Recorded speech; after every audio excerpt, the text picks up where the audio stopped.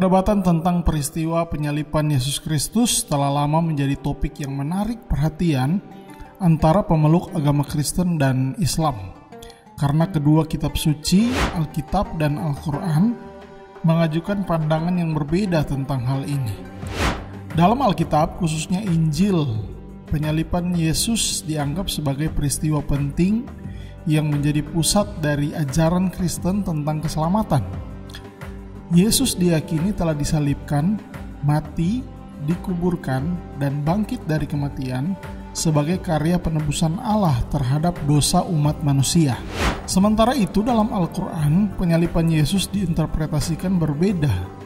Al-Quran menyebutkan bahwa Yesus tidak benar-benar disalibkan atau dibunuh, tetapi diangkat oleh Allah. Penjelasan ini membawa kepada tafsiran bahwa Yesus tidak mengalami kematian fisik melalui penyaliban, sebagaimana yang diyakini dalam tradisi Kristen.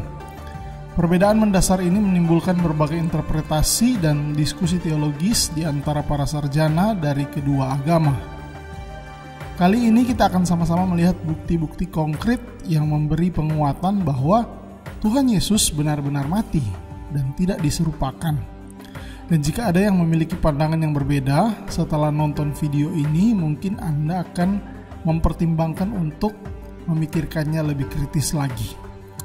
Yuk sama-sama kita belajar di Ayo Cari Tahu.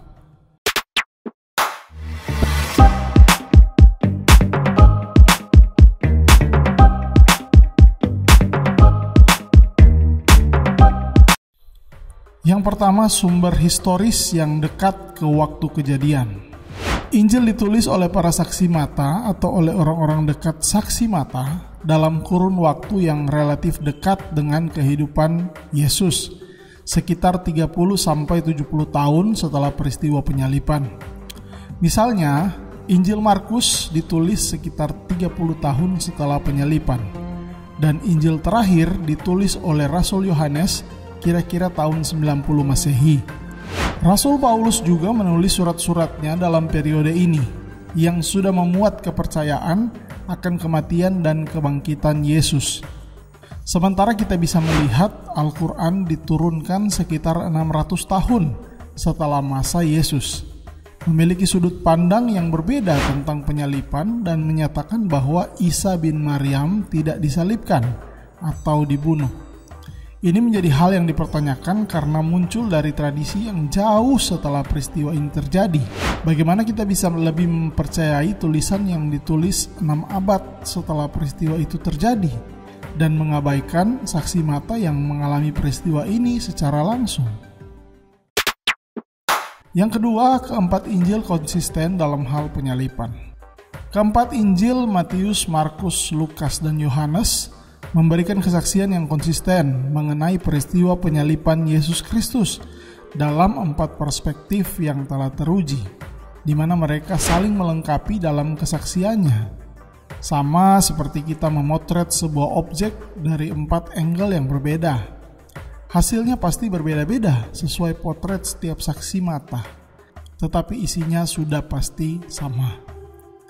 J. Warner Wallace, seorang detektif forensik Amerika Serikat yang adalah seorang agnostik, menggunakan keahliannya dan menyelidiki kebenaran penyaliban Tuhan Yesus dalam Injil dan sampai dalam satu kesimpulan bahwa keempat Injil ditulis dari perspektif yang berbeda-beda, tetapi semuanya berisi pernyataan saksi mata yang sama tentang kehidupan, pelayanan, kematian, dan kebangkitan Kristus. Keempat Injil yang memuat ini pun menjadi pusat dari pemberitaan iman Kristen sejak awal.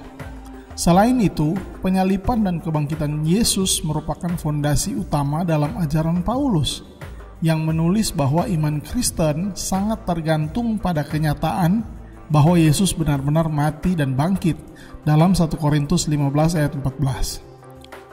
Sementara Al-Quran seperti yang kita ketahui adalah wahyu yang diturunkan hanya kepada satu orang saksi mata, sehingga lebih terkesan bias terhadap satu ajaran tertentu. Sekali lagi, dalam hal kesaksian, Alkitab lebih dapat dipercaya karena mempunyai saksi yang lebih banyak dibanding lainnya. Yang ketiga, kesaksian dari sejumlah sumber sejarah eksternal. Selain Perjanjian Baru, beberapa sumber sejarah non-Kristen dari abad pertama dan kedua juga menyebutkan penyalipan Yesus, seperti tulisan sejarawan Yahudi Flavius Josephus dan sejarawan Romawi Tacitus. Ada beberapa kesaksian orang-orang non-Kristen yang memberi keterangan bahwa Yesus benar-benar dieksekusi pada waktu itu. Lebih lengkapnya kita sudah pernah bahas tentang ini, bisa klik di sebelah kanan atas. Tacitus, seorang sejarawan Romawi, dalam tulisannya Annals yang ditulis sekitar abad ke-1 Masehi, mencatat bahwa Yesus dihukum mati pada masa pemerintahan Pontius Pilatus.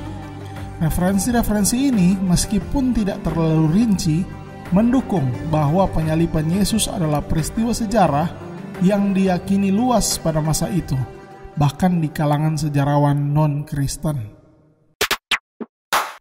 Berikutnya, kesaksian jemaat Kristen awal. Jika kita berkata bahwa berita kematian dan kebangkitan Kristus hanyalah sebuah kebohongan, maka mengapa para pengikut Yesus yang pertama, termasuk para rasul yang sebagian besar adalah saksi mata, memberitakan penyalipan Yesus dengan berani, bahkan mereka menghadapi ancaman kematian yang brutal? Dalam sejarah gereja awal, penganiayaan terhadap pengikut Yesus karena iman mereka dalam penyalipan dan kebangkitan tercatat jelas. Rasanya sulit dipercaya bahwa para murid akan mempertaruhkan nyawa mereka untuk suatu peristiwa yang mereka tahu palsu, terutama jika mereka sendiri mengalami kebingungan tentang penyalipan atau kebangkitan yang terjadi. Hal ini pasti dilakukan karena memang apa yang dibawa dan dibagikan mereka adalah murni sebuah kebenaran. Yang terakhir, fokus teologi. Peristiwa penyalipan terkait dengan nubuat Perjanjian Lama, yang dalam pandangan Kristen menunjukkan bahwa penyalipan adalah bagian dari rencana penyelamatan Tuhan yang dinubuatkan jauh sebelumnya. Penyalipan dan kebangkitan adalah inti dari iman Kristen yang sudah dinubuatkan Alkitab secara keseluruhan. Penyalipan dianggap sebagai puncak dari misi Tuhan bagi manusia dan jalan pengampunan dosa. Dan jika Yesus tidak benar-benar disalibkan, maka doktrin penebusan akan kehilangan maknanya. Hal ini berbeda dalam Al-Quran, karena penyalipan Yesus tidak memiliki peran teologis yang sama.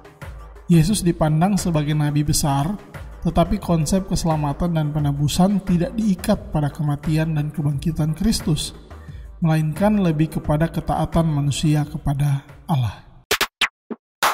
Secara keseluruhan, bagi orang Kristen, kisah penyalipan Yesus Kristus dalam Alkitab lebih dipercaya karena dukungan dari sumber-sumber historis yang dekat dengan peristiwa tersebut, kesaksian dari berbagai tradisi kuno dan non-Kristen, konsistensi dan sentralitas peristiwa ini dalam teologi Kristen, serta kesaksian daripada saksi mata. Dan ini menjadi sebuah penguatan bagi kita karena iman Kristen dibangun dari sebuah kebenaran yang bisa dipertanggungjawabkan. Terima kasih telah menonton video ini. Bagi yang belum subscribe, silakan subscribe channel Ayo Ibadah. Dan teman-teman juga bisa menikmati berbagai konten yang ada di channel kami secara gratis. Jangan lupa juga untuk like, komen, dan share video ini. Terima kasih, Tuhan Yesus memberkati. Ayo cari